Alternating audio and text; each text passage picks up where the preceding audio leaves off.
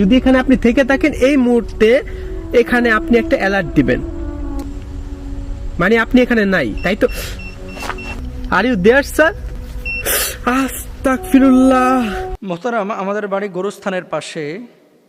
তো রাত্রিবেলায় গোরস্থান থেকে কেমন যেন শব্দ আসে, সেই সাথে মাঝে মাঝে আমরা জানালা খুললে দেখতে পাই যে সাদা একটা অস্তিত্ব, কখনো গাছের ওপরে কখনো গাছের নিচে, মনে হয় যে কাফন পরা আছে, কিন্তু স্পষ্টভাবে চেহারা দেখা যায় না।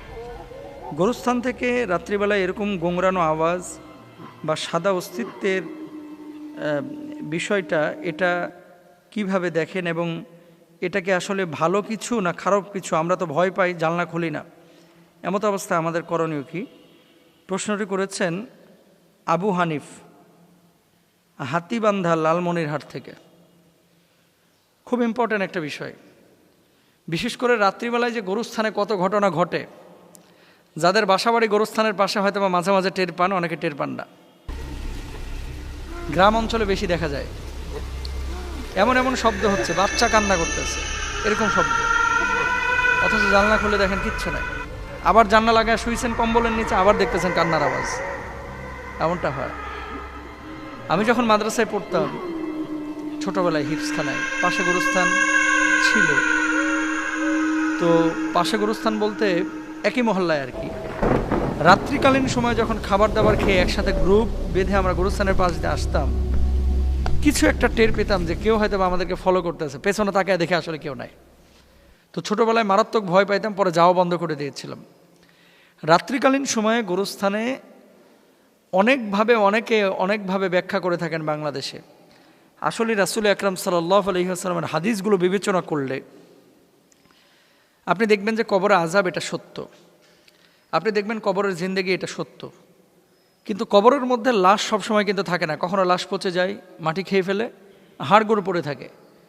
জিনদের প্রধান খাবার কিন্তু হাড়গোড়, এবং জিন জাতি এই সমস্ত, যেহেতু আমাদের বাংলাদেশের ম্যাক্সিমাম কবরস্থানগুলোই কিন্তু অপরিচ্ছন্ন মানে ওই ইউরোপ বা পশ্চিমা বিশ্বের খ্রিস্টানদের যে গোরস্থান বা কবরস্থান এরকম নিট অ্যান্ড ক্লিন না।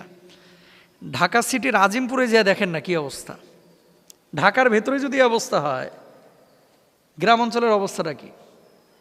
গ্রাম অঞ্চলে এমনও কবরস্থান আছে, এটারে যদি কাইটা সাইটা পরিষ্কার করা হয়, হয়তো বা 2-3 হাজার সাপ পাবেন ছোট ছোট, মানে এত নোংরা করে রাখে। তো এটা স্বাভাবিক। আল্লাহ রাসূল সাল্লাল্লাহু আলাইহি ওয়াসাল্লাম তো বলে গেছেন যে এই যে উপত্যকা, জলাশয়, জঙ্গল, এই জায়গাগুলো হচ্ছে জিনদের আদর্শ জায়গা। তো ভালো জিন তো সবসময় ভালো জায়গায় থাকে না, মানে খারাপ জিন সবসময় খারাপ জায়গায় থাকে, ভালো জিন ভালো জায়গায় থাকে। এরা মানুষকে ওয়াসওয়াসা দিতে পছন্দ করে, ভয় দেখাইতে পছন্দ করে।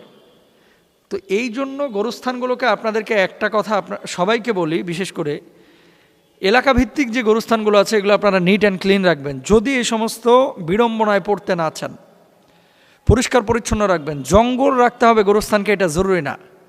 বা দেয়াল নির্মাণ করে অথবা আপনার ঘিরে রাখতে হবে, জরুরি না। কিন্তু জঙ্গল এগুলো রাখবেন না। অনেক সময় বাঁশ উঠে একটা কবরস্থানে ওই বাঁশ ঝাড় হয়ে গেছে, বড় বাঁশ ঝাড় কাটতেছে না কেন রে ভাই? আপনার এই কবরস্থান থেকে যেহেতু বাঁশের ফালি দেওয়া হয়েছে চাটাইয়ের নিচে ওপরে, তো এই বাঁশ থেকে বাঁশ ঝাড় হয়েছে, 100টা বাঁশ হয়ে গেছে। তো আপনি বাঁশগুলো কাটতেছেন না কেন? কবরস্থানের বাঁশ তো কেটে আপনি ব্যবহার করতে পারবেন। বেচা কিনা করে এই টাকার মালিক হবে গোরস্থান। তো বাঁশ ঝাড় হতে হতে এত বড় হয়ে গেছে যে এটার কোনো হদিসই নাই। আপনাদেরকে একটা কথা বলি, রাত্রিবেলায় যদি এরকম আওয়াজ পান গোরস্থানের পাশ থেকে, আপনারা জানালা খুলবেন না, বরং যেটা করবেন আয়াতুল কুরসি পড়বেন। আয়াতুল কুরসি পড়ে ওর মতো থাক, আপনি আপনার মতো থাকেন। ছাদের মধ্যে হরমর করে শব্দ করতেছে, টিনের ওপরে কে যেন ঢিল মারতেছে, মনে হচ্ছে আম পড়তেছে, ঘোড়ার ডিম, কিচ্ছু নাই, যা দেখতেছে কিচ্ছু নাই, এরকম হয়। এসব ক্ষেত্রে আপনাদেরকে বলবো আয়াতুল কুরসিটা সবসময় চলমান রাখবেন। আর সূরা বাকারা এর আগেও একদিন বলেছি, এটা পারলে লাউড স্পিকারে একটু সাইডে রাখেন। যখন দেখবেন যে আপনারা ঘুমাইতেই দিচ্ছে না বা খুব ডিস্টার্ব করতেছে, জানালার কাছে মোবাইল ফোনটা লাউড স্পিকারে সূরা বাকারা সাইডে থুয়ে দেবেন। আপনি বলবেন যে এটা কি রাসূল সাল্লাল্লাহু আলাইহি ওয়াসাল্লাম বলছে যে জানালার কাছে মোবাইল রাখতে? তো নবীর জামানায় কি মোবাইল ছিল? নবীর জামানায় তো মোবাইল ছিল না, কিন্তু এগুলো তো কোরআনের তদবির, কোরআনের চিকিৎসা। এখন আমরা ফোন দেওয়া শুরু করবে, হুজুর আমার গোরস্থানে সাপ দেখছি, আমার গোরস্থানে গরু দৌড় মারছে দেখছি, আমার গোরস্থানে কি যেন দেখছি। শুরু হয়ে যাবে। না, আপনাদেরকে বলি, গোরস্থান পয় পরিষ্কার রাখবেন। সাদা কোনো কিছু যদি অস্তিত্বে আপনারা টের পান, সেদিকে আপনি তাকাচ্ছেন কেন? তাকাবেন না। তো গোরস্থানে রাত্রিবেলায় যাওয়ার চেষ্টাও করবেন না। অনেক সময় গর্ভবতী মহিলারা গোরস্থানের পাশ দিয়ে যান, সমূহ সম্ভাবনা আছে ইফেক্ট করার। প্রেগনেন্ট কোনো মহিলা গোরস্থানের পাশ দিয়ে রাত্রিবেলায় এরকম হেঁটে যাবেন না। এবং এটা পরীক্ষিত একটা বিষয়। ওই যে শীতকাল এখন পিঠা বানাবে অনেকে, তেলের পিঠা, ভাপা পিঠা, এই সেই পিঠা, এই পিঠা টিঠা বানায়া তৈলাক্ত জিনিসগুলোকে অনেক সময় ব্যাগে করে নিয়ে গোরস্থানের পাশ দিয়ে যায়। এটা করেন না। বহু মানুষ ক্ষতির সম্মুখীন হয়েছে। এবং এই সমস্ত কথাগুলো যখন বলা হয়, অনেক মানুষ বলবে, হুজুর সনাতনী কথাবার্তা কই পাইছে এগুলা। কিন্তু যখন আবার ধরা খায় তখন আবার হুজুর কাছে দৌড়ায় আসে, হুজুর এটা তো জীবনেও কল্পনা করে না। ইউরোপের মতো দেশে এরকম ঘটনা ঘটবে, এটা কি জীবনে কেউ কল্পনা করছে? বাঙালি ইউরোপে থাকে, এরকম হয়েছে, ঘরের মধ্যে এই ধরনের প্রবলেমে পড়তেছে। তো এই জন্য আসলে আয়াতুল কুরসিটা মুখস্থ করেন, সূরা বাকারাটার আমল করেন, সূরা বাকারার শেষ 3 আয়াতের আমল করেন, কোরআনটাকে নিয়মিত কাছে রাখেন, কোরআন অনুবাদ পড়েন, কোরআন আরবি পড়েন, আর কোরআনের তেলাওয়াত শুনেন, করেন। ইনশাআল্লাহ এগুলো থেকে বাঁচতে পারবেন। আল্লাহ তৌফিক দান করুন। গুরুত্বপূর্ণ একটি বিষয়, সে বিষয়টি হচ্ছে, আমরা তো জানি ইসলামে যৌতুক নিষিদ্ধ, কিন্তু মেয়ের বাপ ছেলেদের ওপরে যে মোহর চাপিয়ে দেন নানান কৌশলে, এটা কি ইসলামে শরিয়ায় জায়েজ? তাহলে দুটো বিষয়। 1 নম্বর বিষয় হচ্ছে যে যৌতুক যদি নিষিদ্ধ হয়, তাহলে মেয়ের বাবার পক্ষ থেকে মোহরানা চাপিয়ে দেওয়া বা মেয়ে নির্ধারণ না করে মেয়ের অভিভাবক, মামা, খালু, চাচা অথবা মামা, মা, তাদের পক্ষ থেকে, বড় ভাই, তাদের পক্ষ থেকে মোহরানা জোর করে চাপিয়ে দেওয়া, এটা ইসলামী শরিয়ায় জায়েজ আছে কিনা? দেখেন, যৌতুকের ক্ষেত্রে আমরা সকলেই জানি যে আল্লাহ রাসূল সাল্লাল্লাহু আলাইহি ওয়াসাল্লাম এই ধরনের বিষয়গুলোকে নিষিদ্ধ করেছেন। জোরপূর্বক মানুষের কাছ থেকে কোনো কিছু নেওয়া, নানান কৌশলে। ঘুষ একজন মানুষ কেন নেয়? একটা কাজ হাসিল করার জন্য। এখন আপনি মেয়েকে নিয়ে আসতেছেন, একজন বাবা, মনে রাখবেন, প্রত্যেকটি মেয়ে তার বাবার রাজ্যে রাজকন্যার মতো, হোক সে মেয়ে কালো, হোক সে মেয়ে খাঁটো, হোক সে মেয়ে মোটা, হোক সে মেয়ে অসুন্দর, কিন্তু প্রত্যেকটা মেয়ে তার বাবার রাজ্যে রাজকন্যার মতো। এটা কেউ আমরা অস্বীকার করতে পারবো না। কোনো বাবা বলতে পারে না যে আমার মেয়েটা কালো, সুতরাং আমার মেয়েটা অচল, এটা চলবে না, এটার কোনো ব্যক্তিত্ব নাই, এটার কোনো সম্মান নাই, এটার কোনো গুরুত্ব নাই, এটার কোনো আহামিয়াত বা এটার কোনো মান মর্যাদা নেই। এরকম কিন্তু কেউ, কোনো বাবা বলে না। প্রত্যেকটা বাবা তার সন্তানকে সুন্দরভাবে লালন পালন করার চেষ্টা করেন। এখন এই মেয়েকে যে বাবা এত কষ্ট করে বড় করলো, 22 বছর, 23 বছর, 25 বছর পরে বিয়ে দিচ্ছে, সেই মেয়েকে যখন আপনি বিবাহ বন্ধনে আবদ্ধ করছেন, মনে রাখবেন এই মেয়েটাকেই তো আপনার হাতে তুলে দিচ্ছেন। এর চাইতে আপনি বেশি কী চাচ্ছেন?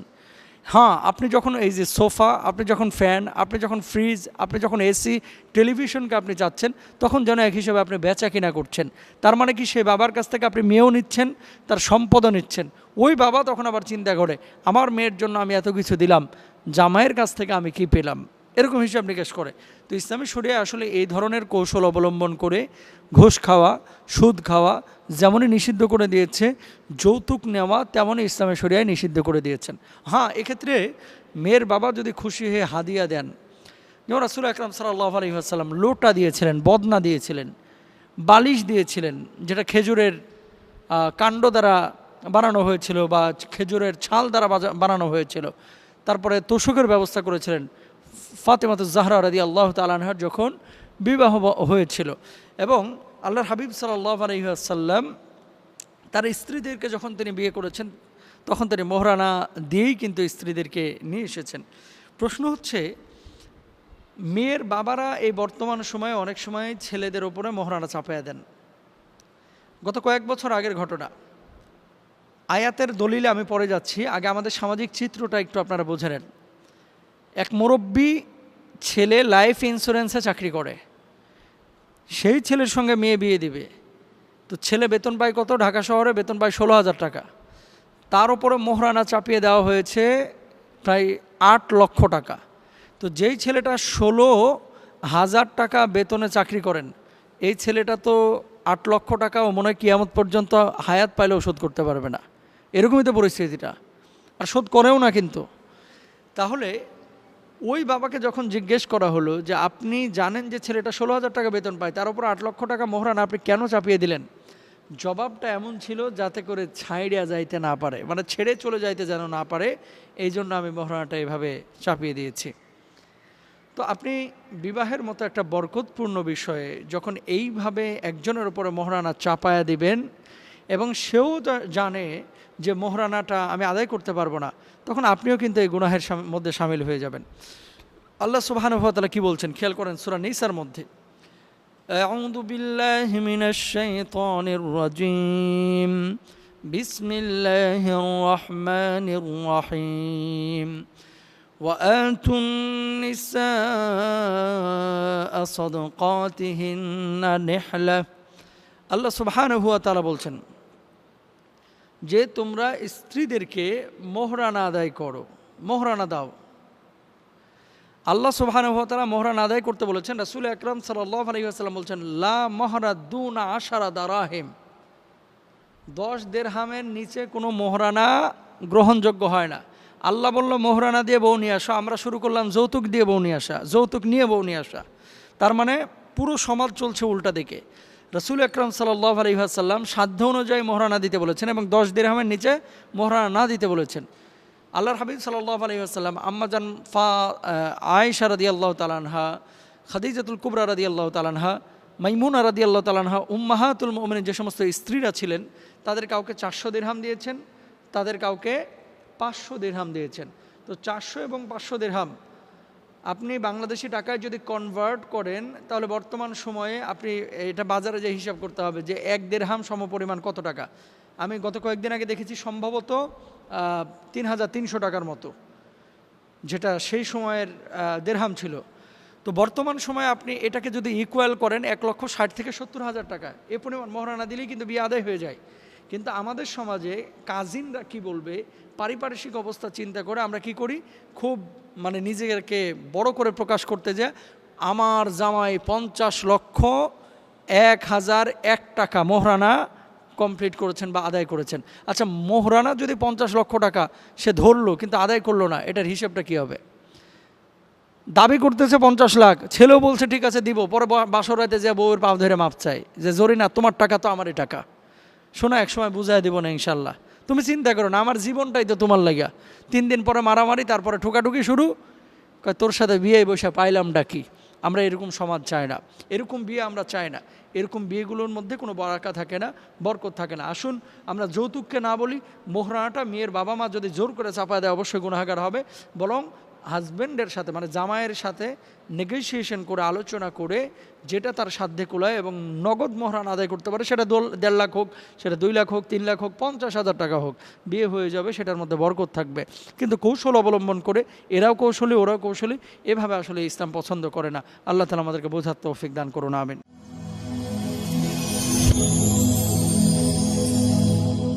Rose TV 24. Enjoy by listening to the Holy Quran.